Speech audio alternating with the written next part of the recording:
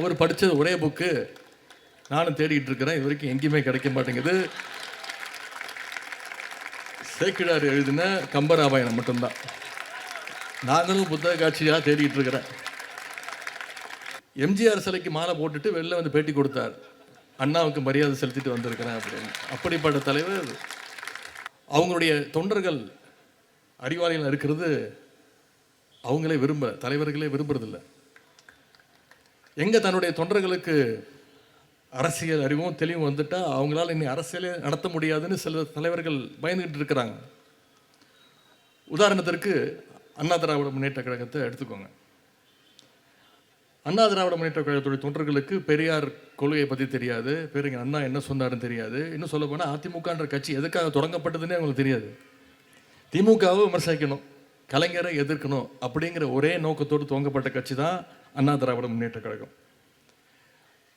இப்போவும் அந்த கொள்கைகள் தெரியக்கூடாதுன்னு அந்த கட்சியினுடைய நிரந்தர பொதுச் செயலாளர் திரு எடப்பாடி பழனிசாமி அவர்கள் இன்னும் அந்த பணியில் அவர் ஈடுபட்டிருக்கிறார். ஏன்னா அவங்களுக்கு வரலாறு தெரிஞ்சிருச்சுன்னா, கொள்கை தெரிஞ்சிருச்சுன்னா, மக்கள் இன்னைக்கு திரு எடப்பாடி பழனிசாமி அவர்களை பார்த்து கேட்குற கேள்வியை நாளைக்கு அண்ணா திராவிட முன்னேற்ற கழகத்துடைய தொண்டர்கள் நாளைக்கு அவங்களுடைய தலைவர்களை பார்த்து கேட்க ஆரம்பிச்சிடலாம். கேட்பாங்கல்ல, பாஜகவோட இன்னைக்கு இனிமேல் எந்த காலத்துலையும் கூட்டணி இல்லைன்னு உங்களுடைய தலைவர் ஜெயலலிதா அம்மையா இருந்தபோது சொன்னாங்களே, இப்போ ஏன் கூட்டணி வச்சிங்க அப்படின்னு கேட்கறதுக்கான வாய்ப்புகள் இருக்குல்ல.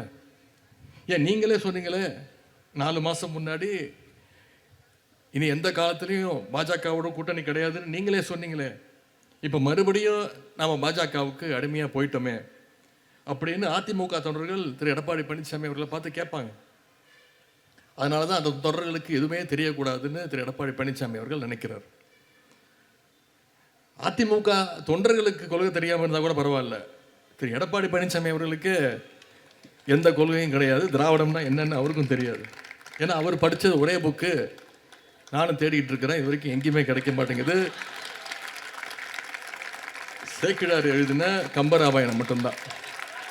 நாங்களும் புத்தக காட்சியாக தேடிட்டு இருக்கிறேன். கொள்கைகள் மட்டும் மறக்கலை, அவருடைய தலைவரே யாருன்னு அவர் மறந்துருக்கிறார் பல நேரத்தில். சமீபத்தில் தொலைக்காட்சியில் பார்த்துருப்பீங்க, எம்ஜிஆர் சிலைக்கு மாலை போட்டுட்டு வெளில வந்து பேட்டி கொடுத்தார், அண்ணாவுக்கு மரியாதை செலுத்திட்டு வந்திருக்கிறேன் அப்படின்னு. அப்படிப்பட்ட தலைவர் அண்ணா திராவிட முன்னேற்ற கழகத்துடைய நிரந்தர பொதுச் செயலாளர், எதிர்கட்சி தலைவர் அவர்கள். இதுதான் இன்னைக்கு அதிமுகவுடைய நிலைமை. ஆனால் திராவிட முன்னேற்ற கழகத்தை, நம்முடைய இயக்கத்தை நீங்கள் யோசிச்சு பாருங்கள். நம்ம கிட்ட இருக்கக்கூடிய கிட்டத்தட்ட 200 இளம் பேச்சாளர்களை நம்ம தேர்வு செஞ்சுருக்கிறோம். அந்த இளம் பேச்சாளர்களை விட்டிங்கன்னா ஒவ்வொருத்தரும் 2 மணி நேரம் 3 மணி நேரம் மணிக்கணக்கில் திராவிடத்தை பற்றியும் நம்முடைய இயக்கத்துடைய கொள்கைகளை பற்றியும் அந்த 200 பேச்சாளர்களும் போட்டி போட்டுக்கிட்டு பேசுவாங்க.